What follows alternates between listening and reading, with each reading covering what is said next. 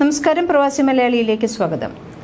ജോലി തേടി പുതിയ ഒരു ജീവിതം തേടി നാടുവിട്ട മലയാളികൾ പലരും തങ്ങളുടേത് മാത്രമല്ലാത്ത കാരണങ്ങളാൽ അല്ലെങ്കിൽ സാഹചര്യങ്ങളുടെ സമ്മർദ്ദത്താൽ അന്യനാട്ടിൽ കേസിലകപ്പെടുന്നത് ഇപ്പോൾ സ്ഥിരം കാഴ്ചയായി മാറിയിട്ടുണ്ട്. അത്തരത്തിലൊരാളാണ് വധശിക്ഷയ്ക്ക് വിധിക്കപ്പെട്ട നിമിഷപ്രിയ. യമൻ പൗരനെ കൊലപ്പെടുത്തിയ കേസിൽ വധശിക്ഷ വിധിക്കപ്പെട്ട ജയിലിൽ കഴിയുന്ന നിമിഷപ്രിയയുടെ പേര് സമൂഹ മാധ്യമങ്ങളിൽ സ്ഥിരം കേൾക്കുന്നതാണ്. നിമിഷപ്രിയയുടെ മോചനം കാത്തു കഴിയുകയാണ് അവരുടെ ബന്ധുക്കൾ, ഒപ്പം നാട്ടുകാരും. തൊഴിൽ സ്ഥലത്തെ ശാരീരികവും മാനസികവുമായ പീഡനത്തിൽ നിന്ന് രക്ഷപ്പെടാനായിരുന്നു നിമിഷപ്രിയ അന്ന് ശ്രമിച്ചത്. എന്നാൽ പാസ്പോർട്ട് കൈവശപ്പെടുത്തുന്നത് അടക്കമുള്ള ക്രൂരതകളാണ് യമൻ പൗരന്റെ ഭാഗത്തുനിന്ന് ഉണ്ടായത്. രക്ഷപ്പെടാനുള്ള ശ്രമത്തിന്റെ ഭാഗമായി അനസ്തേഷ്യ മരുന്ന് കുത്തിവെക്കുകയാണ് ചെയ്തത്. രക്ഷപ്പെടാൻ ശ്രമിക്കുന്നതിനിടെ അതിർത്തിയിൽ വെച്ച് നിമിഷപ്രിയ പിടിക്കപ്പെടുകയും ചെയ്തു. പിന്നീട് യുവാവിന്റെ മൃതദേഹം പല തുണ്ടുകളായാണ് കണ്ടെത്തിയത്.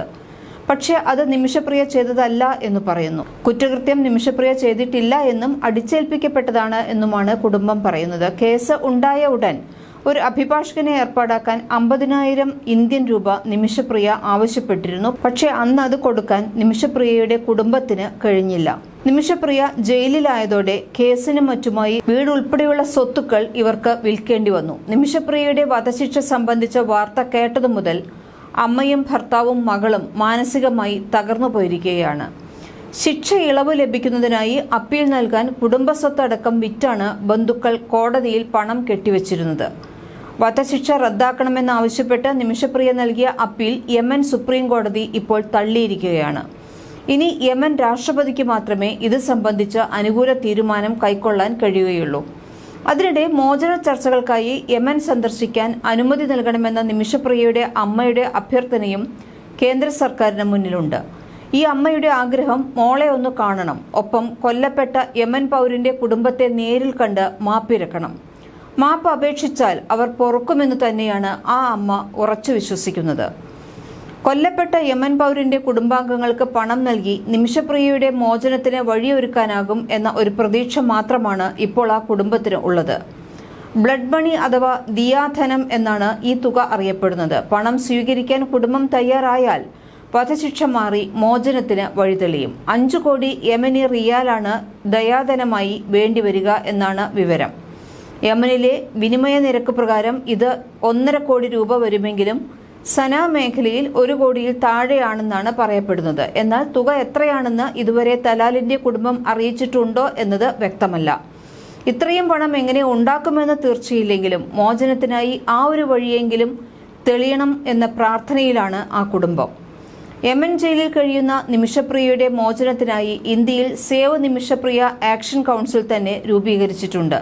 2021 ഓഗസ്റ്റിലാണ് ജസ്റ്റിസ് കുര്യൻ ജോസഫിന്റെ നേതൃത്വത്തിലുള്ള ഇന്റർനാഷണൽ ആക്ഷൻ കൗൺസിൽ രൂപീകരിച്ചത്.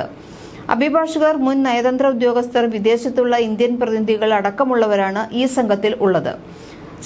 സർക്കാരിതര സന്നദ്ധ സംഘടനകൾ, അന്താരാഷ്ട്ര ഏജൻസികൾ തുടങ്ങിയവരുടെ സഹകരണത്തോടെ മോചന ദൗത്യം ഏകോപിപ്പിക്കലാണ് സംഘത്തിന്റെ ദൗത്യം. യമനിലെ മേൽക്കോടതികൾ വിചാരണ തുടങ്ങിയപ്പോൾ തന്നെ ആക്ഷൻ കൗൺസിൽ ഇന്ത്യൻ സർക്കാർ തലത്തിലും എംബസി തലത്തിലും കോടതി തലത്തിലും ഇടപെടൽ ആവശ്യപ്പെട്ടിരുന്നു. തുടർന്ന് യമനിലെ തന്നെ മുതിർന്ന അഭിഭാഷകന്റെ സേവനം നിമിഷപ്രിയയ്ക്കായി ലഭ്യമാക്കുകയും ചെയ്തു. ദിയാധനം നൽകി കേസ് അവസാനിപ്പിക്കാനായി തലാൽ മുഹമ്മദിന്റെ കുടുംബവുമായി നടക്കുന്ന ചർച്ചകൾക്കും ആക്ഷൻ കൗൺസിലാണ് നേതൃത്വം നൽകുക. ദിയാധനം നൽകിയാൽ മോചനം സാധ്യമാണെങ്കിൽ അത് നൽകാൻ സന്നദ്ധനാണെന്ന് മലയാളി വ്യവസായി യൂസഫ് അലിയും വാക്കു നൽകിയിട്ടുണ്ട്. യമൻ പൗരനെ കൊലപ്പെടുത്തിയ കേസിലെ വധശിക്ഷയ്ക്കെതിരെ നിമിഷപ്രിയ നൽകിയ അപ്പീൽ യമൻ സുപ്രീം കോടതി തള്ളിയതായി അടുത്തിടെയാണ് കേന്ദ്ര സർക്കാർ വ്യക്തമാക്കിയത്. ഇനി നിമിഷപ്രിയയുടെ മോചനത്തിനുള്ള ഏക പോംവഴി ബ്ലഡ് മണിയാണെന്ന് അഭിഭാഷകരും വ്യക്തമാക്കിയിട്ടുണ്ട്. ഇത് സംബന്ധിച്ച ചർച്ചകൾക്കായി യമനിലേക്ക് പോകാൻ കുടുംബാംഗങ്ങൾക്ക് അവസരമൊരുക്കാമെന്ന് ഇന്ത്യൻ സർക്കാർ നിമിഷപ്രിയയുടെ കുടുംബത്തെയും കോടതിയെയും നേരത്തെ തന്നെ അറിയിച്ചിരുന്നതുമാണ്. 2016 മുതൽ യമനിൽ പോകാൻ ഇന്ത്യക്കാർക്ക് വിലക്കുണ്ട്. യമനിലേക്ക് ഇന്ത്യയിൽ നിന്ന് പണം അയക്കാനും സാധിക്കില്ല. അതുകൊണ്ട് തന്നെ പണം സ്വീകരിക്കാൻ യമൻ പൗരന്റെ കുടുംബം അറിയിച്ചാൽ പോലും അത് എങ്ങനെ കൈമാറും എന്ന് അറിയാത്ത അവസ്ഥയായിരുന്നു ഉണ്ടായിരുന്നത്. യമനിലേക്ക് പോകാൻ സർക്കാർ സഹായിക്കണമെന്നാണ് നിമിഷപ്രിയയുടെ കുടുംബത്തിന്റെ ഇപ്പോഴത്തെ ആവശ്യം. നിമിഷപ്രിയയുടെ മകളും അമ്മയും കൊല്ലപ്പെട്ട തലാൽ മുഹമ്മദിന്റെ കുടുംബത്തെ കണ്ട് ചർച്ചകൾ നടത്തി നിമിഷയ്ക്ക് മാപ്പ് നൽകണമെന്ന് അപേക്ഷിച്ചാൽ അവരത് തള്ളിക്കളയില്ല എന്ന വിശ്വാസമാണ് ഇപ്പോൾ ആകെ ഉള്ള ആശ്വാസം. പ്രവാസി മലയാളി വാർത്ത.